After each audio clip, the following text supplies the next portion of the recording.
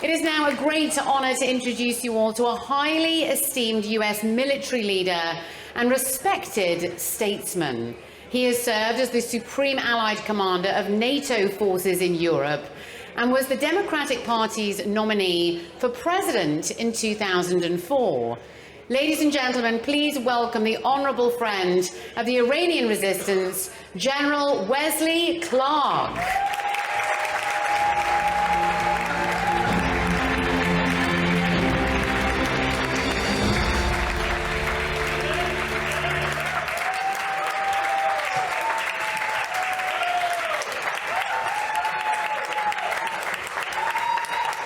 Thank you for that kind introduction. What an incredible, incredible World Summit this is.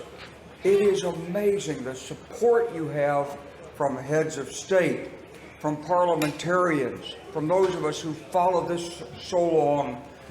Madam Rajavi, thank you for the honor and privilege of being here with this great group. Distinguished guests, Excellencies, old friends, Senator Lieberman, General Jones, so many of you that we've worked together and known each other in the past. General Jones is exactly right when he said earlier, the world is faced with struggle. Worldwide, between democracy and tyranny. Tyranny, autocrats, those who think they can control people's lives. But it's worse than that. The world is actually at war. At this very moment, young men and women are risking their lives, losing their lives in Ukraine. And not just those on the front line.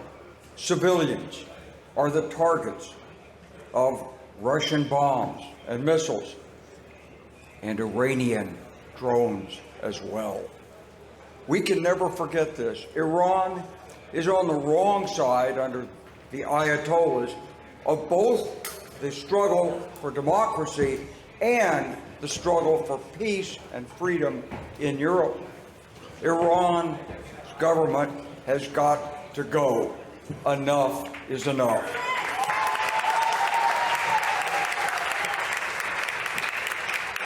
Here's Iran, closely allied with Russia, supplying weapons and technology, waging its own war against other nations in the region through terrorism, assassination, subversion, and waging a war against its own people.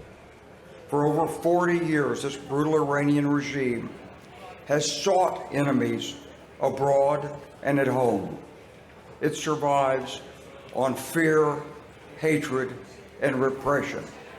Enough is enough. I've followed this through my entire military career. From the time the ayatollahs came in until today, and for the last 10 years, I've watched very closely as this organization has grown, strengthened, and gained increased respect abroad, throughout the world.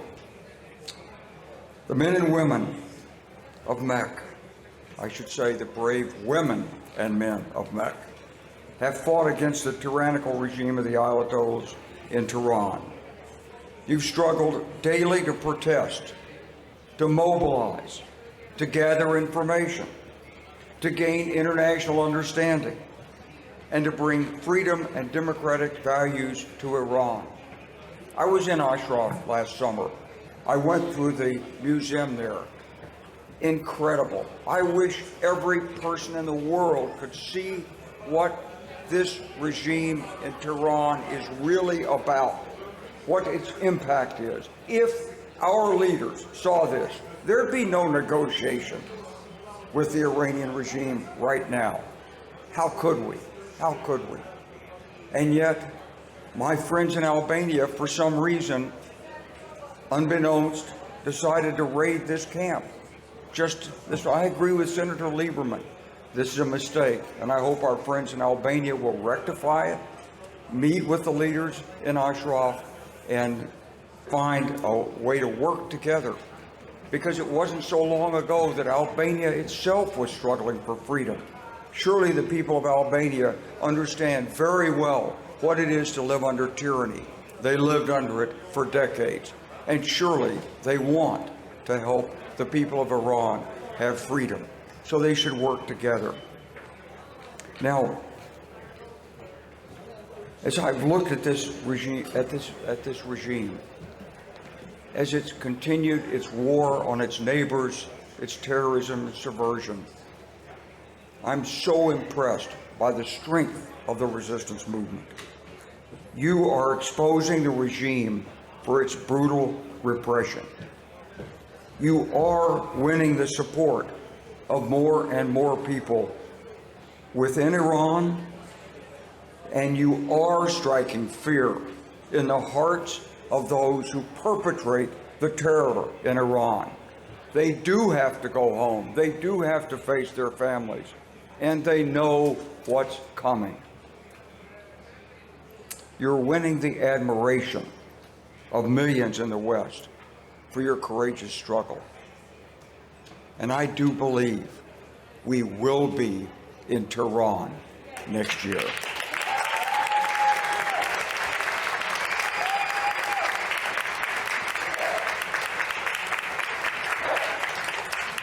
But this can only happen with leadership on the ground. This is not something that's driven by outside forces. It's not from Democrats and Republicans and conservatives and laborites in the West. It's not from the parties in Europe, the European Union, none of that. It has to be from the heart and soul of the people of Iran. And that's what you're showing the world it is. It is you who are doing this.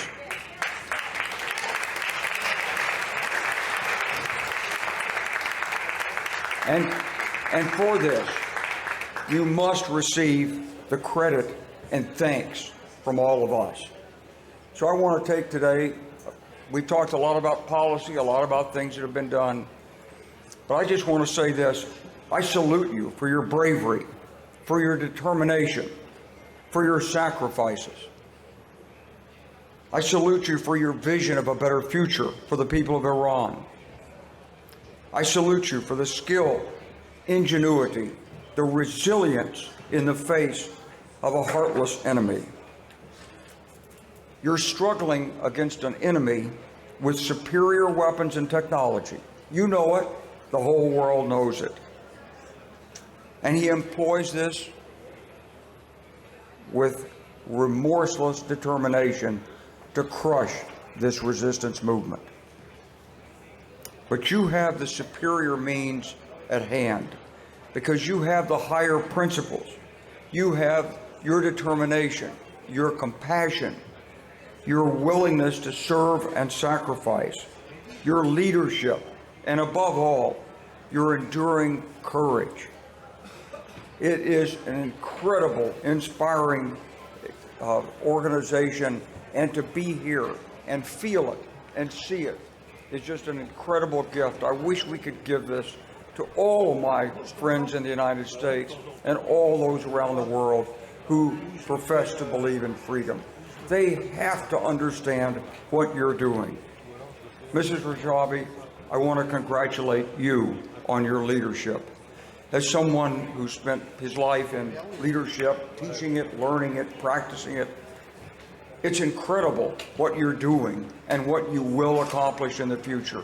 The 10-point plan, the strength of this organization,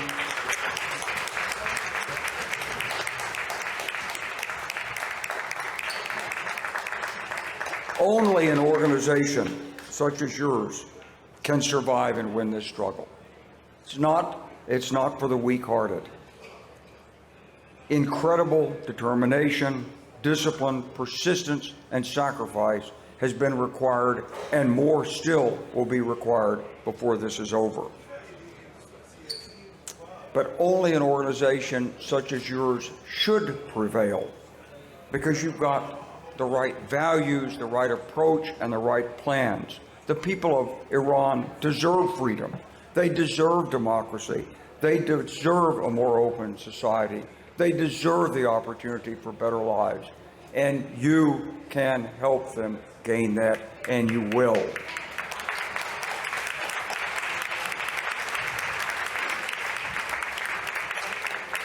I do think the end of the regime is near. Soon there'll be no more dictatorship. And there'll be no return to the dictators of the past either. That is an important principle. You're the future. You are the future. You're the future of Iran. And you're the future of hope for millions all over the world who also struggle for their freedom. You are the future, and that future is now. I congratulate you and wish you the very best. Bring freedom and peace to the people of Iran and for all the neighboring people in the region. God bless you. Be with you. Thank you.